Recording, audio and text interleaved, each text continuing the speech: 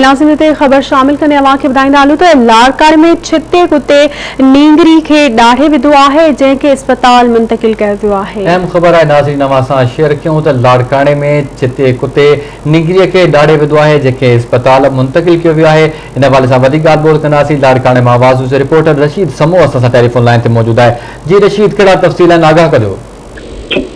जी बिल्कुल ॾिसो सनाला मेरा पसंदीदो आहे बागटाणे जे भरिसां उनमें जेको छितो कुतो आहे घर में घिड़ी करे में जेकी नींगरी आहे 5 सुॻा खालदा मुगोरी उनखे ॾाढ़े करे छॾियो आहे ऐं उनजे वारसनि जेको आहे उन नींगरीअ खे इलाज लाइ चांडका अस्पताल जो इमरजेंसी वार्ड में पहुचायो आहे। हिते उनखे वैक्सीन लगाई वई आहे ऐं जेके छितो कुतो आहे उन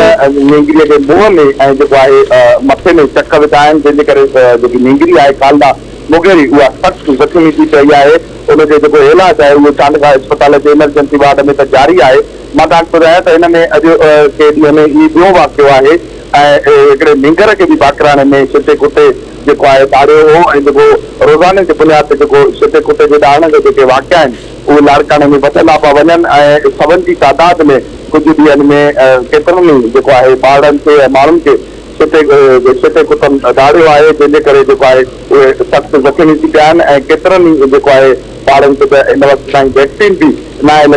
लॻी सघी ऐं सिंध हुकूमत जी जेकॾहिं ॻाल्हि कजे त सिंध हुकूमत तरफ़ां इहो कुता मार मुहिम जो ऐलान बि कयो वियो हो पर हिन वक़्तु ताईं जेको आहे त शहरनि लाड़काणे जनि मुख़्तलिफ़ वक़्तनि ते एहतिजाजी मुज़ाहिरा बि कया हुआ त उन्हनि म्यूनिसिपल कॉर्पोरेशन जो जेको मेयर आहे ख़ैर मोहम्मद शेख हुनखे इहा अपील बि कई माण्हुनि त जेके छिता कुता आहिनि या कुता मार जेकी मुहिम आहे ॻोठनि में या शहरनि में उहा हलाई वञे त जीअं जेकॾहिं माण्हुनि जी जेके जानियूं आहिनि उहे बची सघनि। पर हिन वक़्तु ताईं जेको आहे म्यूनिसिपल कॉर्पोरेशन जी जेकी बजेट आहे उहा 1 अरब खां वधीक बजेट हूंदे बि हिन वक़्तु ताईं जेकी कुता मार मुहिम आहे उहा शुरू न थी सघी आहे जंहिंजे करे जेको माण्हुनि जी जेके जानियूं आहिनि ऐं ॿारनि जूं या वॾा जेको आहे उन्हनि जी ज़ाया थी वञनि थियूं ऐं त जेके छिते कुते जो जेको आहे ॾाढ़ण सबबु हिन वक़्तु ताईं जेको आहे लाड़काणे में 2 ॿारड़ा पिणो फोट थी चुका आहिनि। हिकिड़ो हसनैन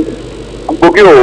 उठा चौंक जे भरिसां उनखे छिते कुते ॾाढ़ियो हो जंहिंजो जेको आहे त उन बिलावल भुट्टो ज़रदारीअ बि नोटिस वरितो हुनजो कराची में इलाज हलंदो हो पर हुते हू फोट थी वियो ऐं अहिड़ो ॿियो बि वाक़ियो हो जेको लाड़काणे में शहर में जेको आहे छिते कुते जे ॾाढ़ण में नींगर फोट थी वियो। हिन वक़्तु ताईं म्यूनिसिपल कॉर्पोरेशन तरफ़ां का बि अहिड़ी का मुहिम शुरू न थी सघी आहे जंहिंजे करे जेको आहे इहे छिते कुते जा जेके वाक़िया आहिनि उहे ॾींहों ॾींहुं वधंदा पिया वञनि। ठीक है रशीद, वॾी महिरबानी अवां जी अपडेट करण लाइ।